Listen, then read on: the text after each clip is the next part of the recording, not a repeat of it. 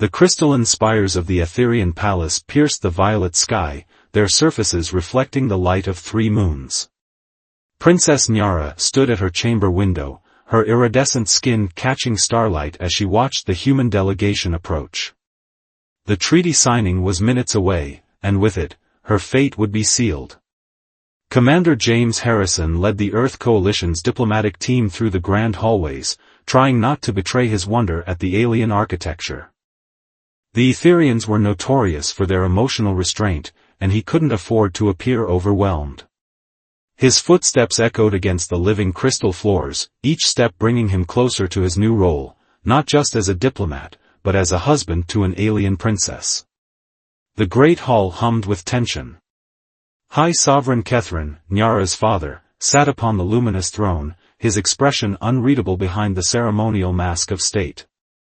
The court whispered among themselves, their musical language carrying undertones of disapproval. A human-Etherian marriage was unprecedented, but desperate times called for desperate measures. The coalition's forces stand ready to defend our mutual interests, James announced, his voice steady despite the weight of countless eyes upon him. This union will seal our alliance against the Void Collective's expansion. Nyara studied her future husband with carefully concealed curiosity. Humans were considered primitive by many of her people, their brief lives and intense emotions marking them as lesser beings. Yet there was something compelling about their resilience, their ability to adapt and survive against impossible odds. The terms are acceptable, High Sovereign Kethrin declared, his voice resonating through the chamber. Though my daughter cannot bear an heir, this union will serve its diplomatic purpose. Nyara's facial markings dimmed slightly, the only outward sign of her discomfort at this public reminder of her infertility. She had long accepted this truth, had built her identity around being the brilliant but barren princess who would serve her people through policy rather than progeny. The binding ceremony was brief but beautiful, crystalline lights dancing around the couple as ancient words were spoken. James noticed how Nyara's hand trembled slightly as it met his, though her face remained composed. The touch lasted only moments, but he felt an unexpected spark of connection. Later, in their shared quarters, the carefully maintained facade began to crack. You need not pretend interest in me, Nyara said, her voice carrying the musical lilt of her people. We both know this is merely politics. James removed his formal uniform jacket, choosing his words carefully. I never pretend, princess. This may be political, but I believe we can build something meaningful from it. Meaningful? She turned to him, her silver eyes catching the light. My people see humans as children playing at civilization. Your kind burns bright but brief, while we endure for centuries. Then we have much to learn from each other, James replied, taking a seat by the window. Your people's wisdom, our passion for life. Perhaps that's why this alliance was meant to be. Nyara found herself studying him more closely. Unlike the formal Etherian nobles she'd grown up with, James carried himself with a curious mix of discipline and warmth. You are not what I expected, Commander Harrison. James, he corrected gently. And you're not quite what I expected either, Princess Nyara. A small smile tugged at her lips, the first genuine expression he'd seen from her. Perhaps, just Nyara, when we are alone. Their conversation continued into the night, discovering unexpected common ground.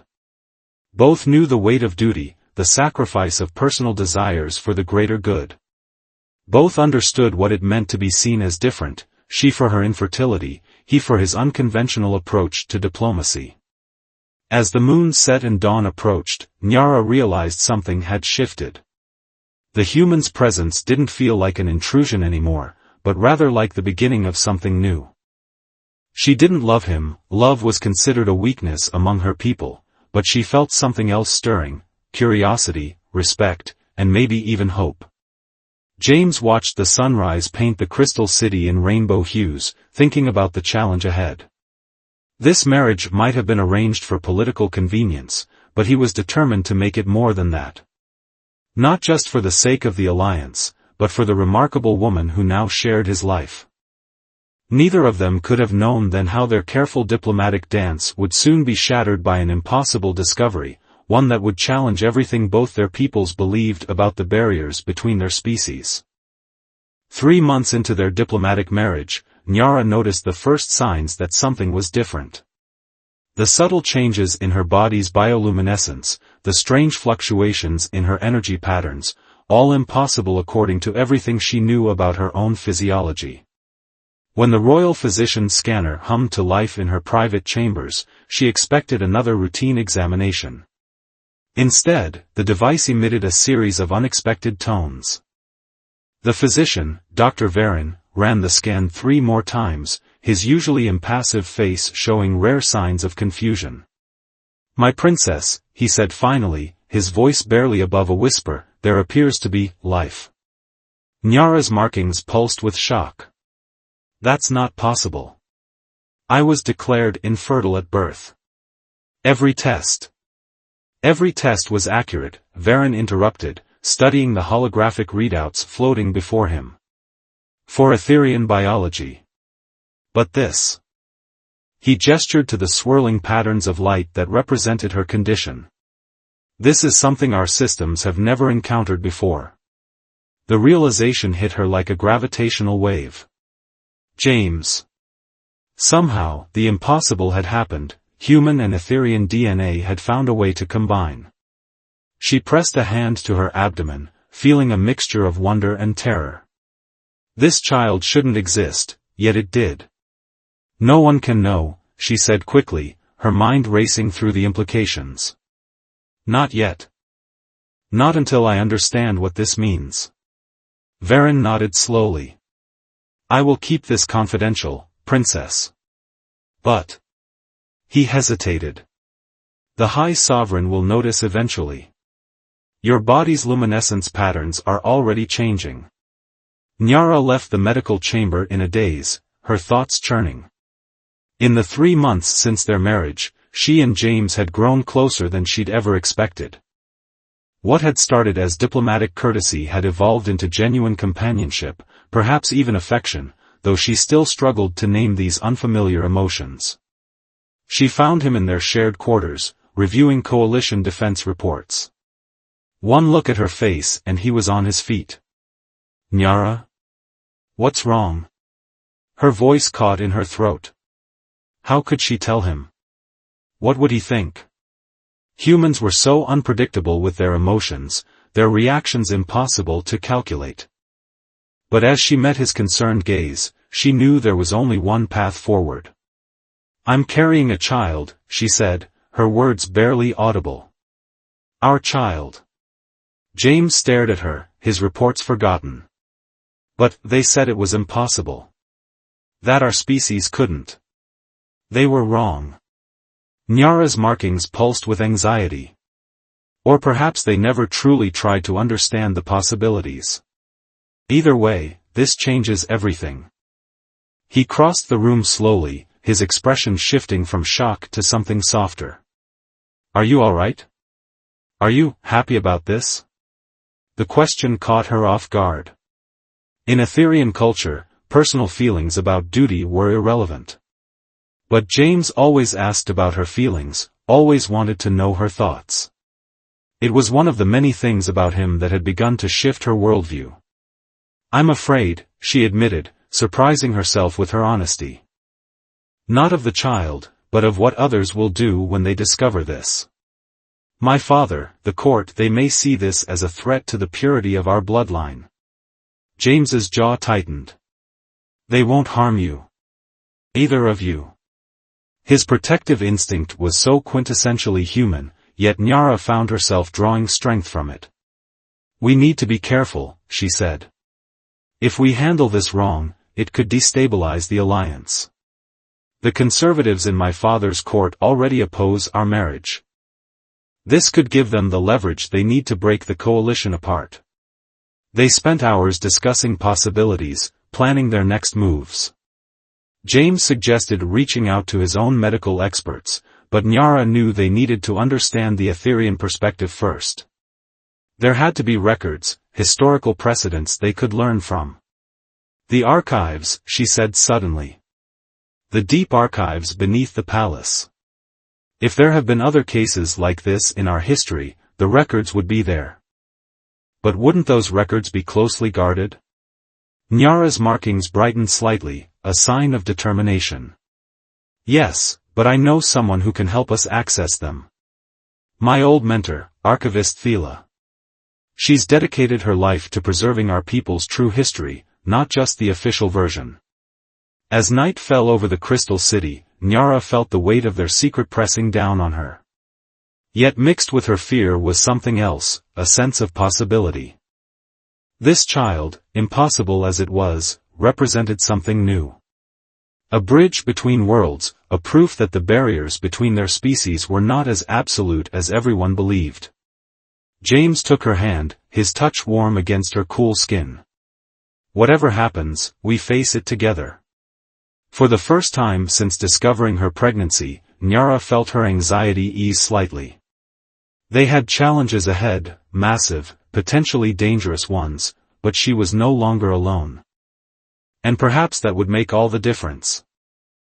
The deep archives stretched beneath the Crystal Palace like a maze of forgotten memories. Archivist Thela led Nyara and James through dimly lit corridors, their footsteps echoing against ancient stone. The old archivist's bioluminescent markings provided most of their light, pulsing with a soft blue glow that seemed to match the rhythmic hum of the archive's preservation fields. What we seek lies in the restricted section, Thela whispered, her silver eyes darting to check each intersection before proceeding. Records from the First Contact era, sealed by royal decree. James stayed close to Nyara, noting how her hand occasionally drifted to her abdomen, a gesture that was becoming more frequent as she processed their situation. The deeper they went, the more the architecture changed, shifting from the familiar crystalline structures to something older, more organic. Here, Thela announced, stopping before a wall that seemed no different from the others. She pressed her palm against it, her markings brightening momentarily. The wall shimmered and became transparent, revealing a chamber beyond. Inside, ancient data crystals lined the walls, their surfaces dulled with age. Thela moved purposefully to a specific section, her fingers dancing over the crystals until she found what she sought. The Chronicle of Shared Bloodlines, she said, carefully removing a crystal that pulsed with a faint purple light. The holographic display flickered to life, ancient Etherean script flowing through the air. Nyara's breath caught as she translated for James. 200 years ago, during the first diplomatic missions between our peoples, there was another. A human diplomat and an Etherean noble. They had a child, Thela confirmed, scrolling through the records. The first proven case of human-Etherean compatibility. But the noble houses. She paused, her markings dimming with sadness. They couldn't accept it. The child was seen as a threat to their power, their carefully maintained genetic hierarchies. James leaned closer, studying the images. What happened to them? They disappeared, Nyara read, her voice tight. All three of them. The official record claims they died in a transportation accident, but these private notes suggest otherwise. She traced the ancient text with trembling fingers. They were helped to escape by a group of scholars who believed the child represented hope for both our species. Thela nodded gravely. The Starborn Sanctuary. A hidden place where those who challenge our society's boundaries can find refuge. Its location has been protected for generations. There's more, Nyara continued reading. Other cases, spanning the centuries. All carefully hidden, all ending in either tragedy or disappearance. Her markings pulsed with growing agitation. My own condition, it wasn't natural infertility. The medical records were altered. They did something to ensure I couldn't. She couldn't finish the sentence. James's hand found hers, squeezing gently. They were afraid this would happen. That a human might somehow undo what they'd done. The genetic modifications weren't perfect, Thela explained. Human DNA has properties our scientists never fully understood. It can adapt, overcome barriers that should be absolute. That's why they had to maintain the story of Etherian-human incompatibility. To prevent anyone from even trying. Nyara's free hand pressed against her abdomen again. Our child isn't the first. But it might be the first with a chance to live freely. The political landscape has changed. The alliance needs to hold. That may not matter to the noble houses, Thela warned. They've killed to keep this secret before. Your father, the High Sovereign, he was involved in the last case. He ordered the records sealed personally. James's expression hardened. Then we need to find this sanctuary. Before anyone realizes what's happening. It won't be easy, Thela said, beginning to shut down the holographic display. The sanctuary's location is protected by layers of misdirection and, she froze, her markings suddenly flaring with alarm. Someone's coming. They quickly restored the crystal to its place. Thela guided them to a hidden alcove just as voices echoed through the corridor. Royal guards, conducting an unscheduled patrol. Nyara held her breath, pressing close to James in the darkness. They know something's wrong, Thela whispered once the patrol had passed. Your pregnancy must be affecting the palace's biorhythmic sensors. We don't have much time. Can you help us find the sanctuary? James asked. Thela's markings pulsed with determination. I can give you coordinates, encrypted in an old cipher. But you'll have to move quickly. The longer you stay in the palace, the greater the risk.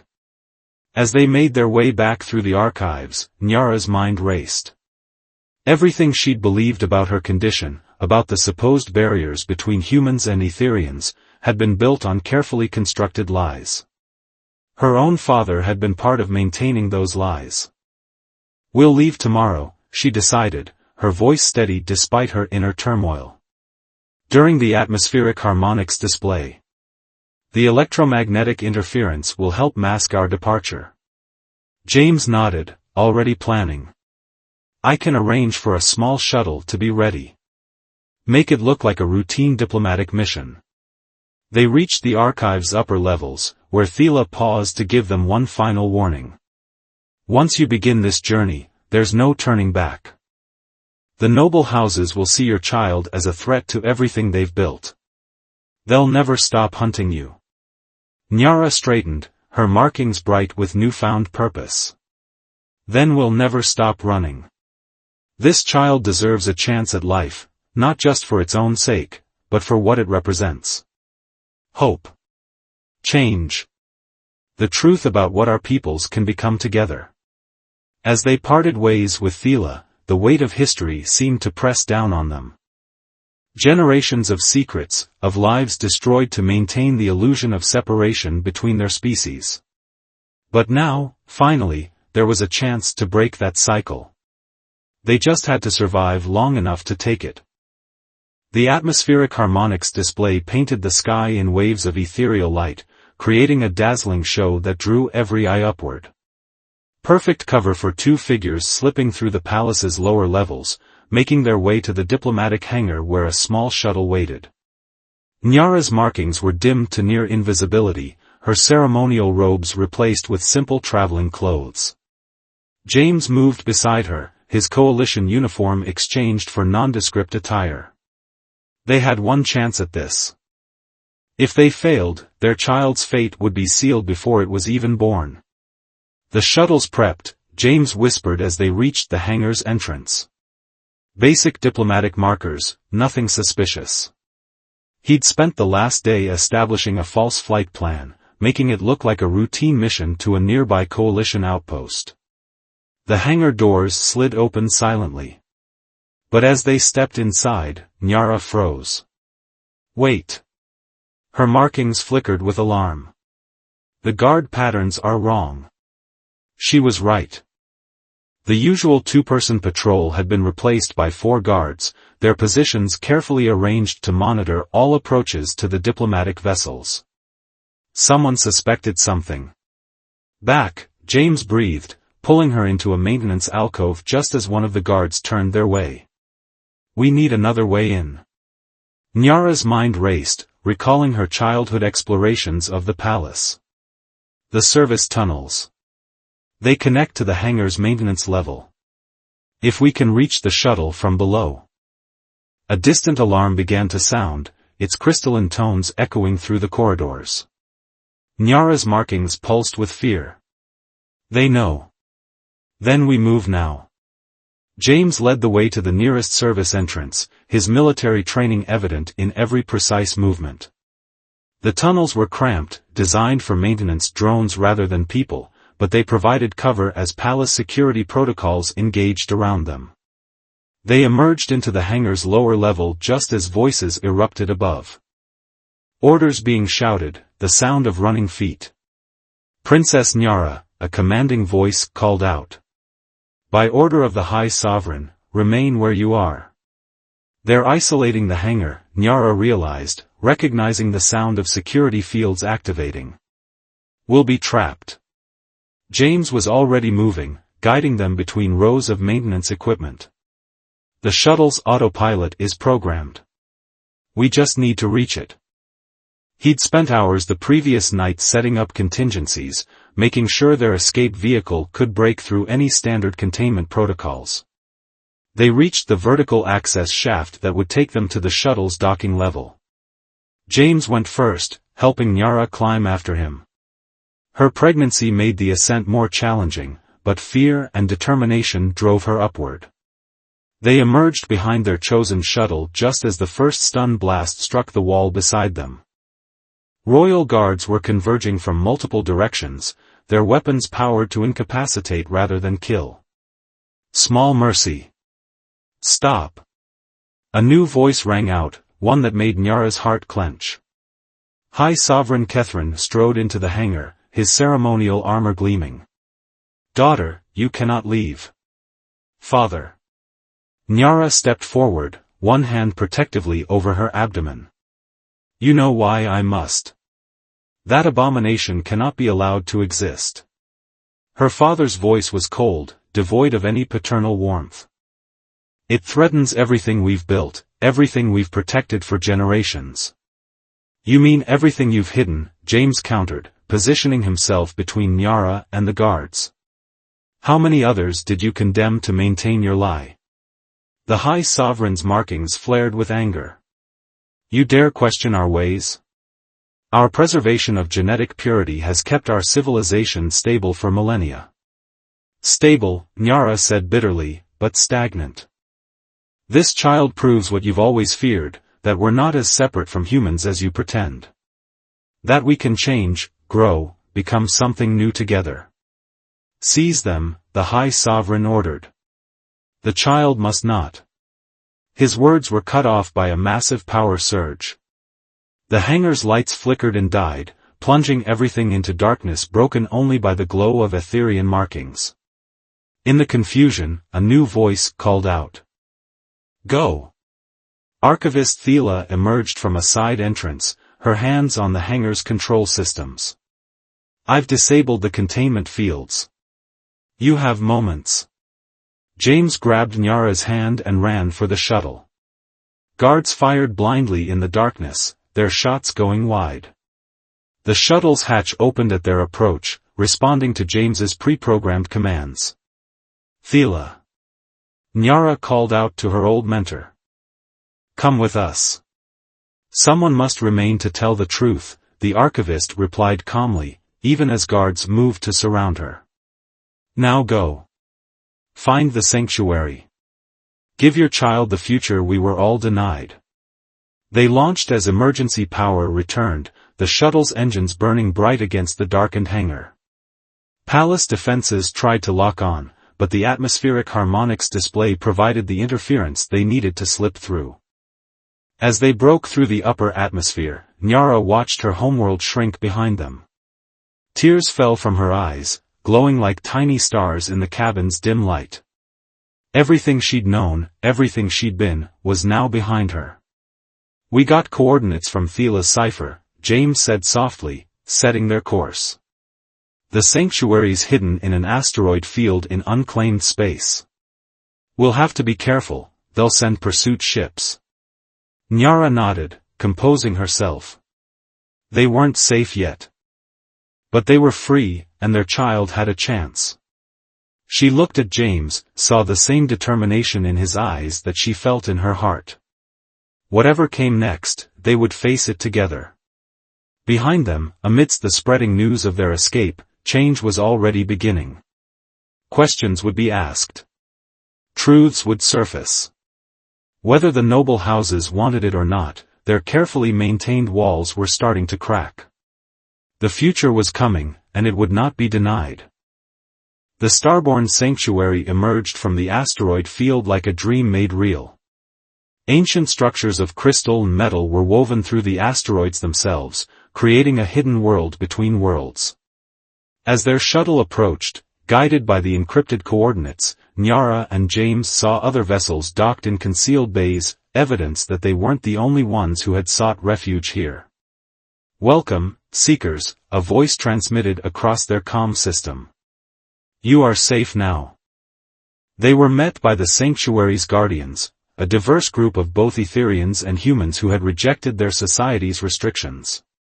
Among them was Healer Rain, a woman whose grandfather had been one of the first human Etherian children born in secret.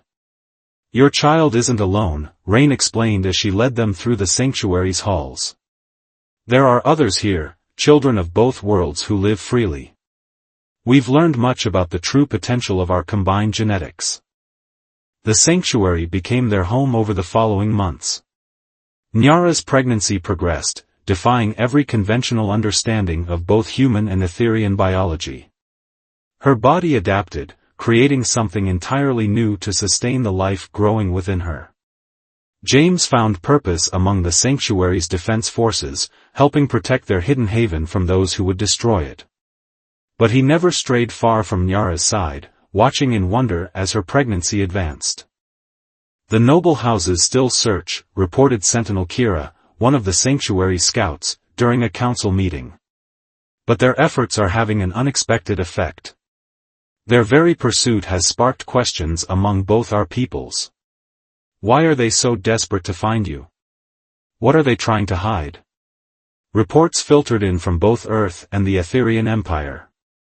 The story of the runaway princess and her human husband had become a symbol for those who questioned the artificial barriers between their species. Protests emerged in both societies, demanding truth about their shared history. Your father faces mounting pressure, Kira told them. The younger generation especially, they're tired of the old restrictions. Your escape has become a catalyst for change. But personal revolution came before political ones. One cycle after their arrival, as the sanctuary's artificial day shifted to night, Nyara went into labor. The birth would be unlike any other, combining elements of both species in ways never documented. Something's wrong, Nyara gasped as contractions racked her body.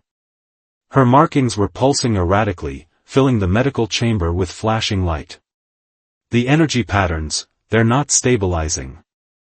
Healer Rain worked quickly, combining human medical knowledge with Etherian energy techniques. Your body's trying to protect the child using both biological and energy-based processes. We need to help them synchronize. James held Nyara's hand, his presence helping ground her fluctuating energy field. Hours passed in a blur of pain and light until finally, a new sound filled the chamber, the cry of a child, accompanied by the soft glow of newborn markings. A daughter, Rain announced, her voice filled with wonder. And she's perfect. The child was extraordinary. Her skin had a subtle iridescence, with markings that pulsed in rhythm with her heartbeat. Her eyes, when they opened, were a swirling mixture of Etherian gold and human blue. But most remarkably, she radiated an energy signature never before seen, a perfect harmony of both species' life forces. She's beautiful, James whispered, cradling his daughter carefully. What shall we name her? Nyara smiled tiredly. Nova, she said. For the new star she represents. News of Nova's birth spread through the sanctuary, bringing hope to others like them. But it wasn't until 3 days later that they received the most unexpected message, from Archivist Thela. "The truth can no longer be contained," her transmission declared. "Your father faces a choice: adapt to change or lose power entirely. The younger generation demands reform. They want contact with the sanctuary, want to understand their true history." More messages followed. The coalition was officially offering protection to human Etherian families.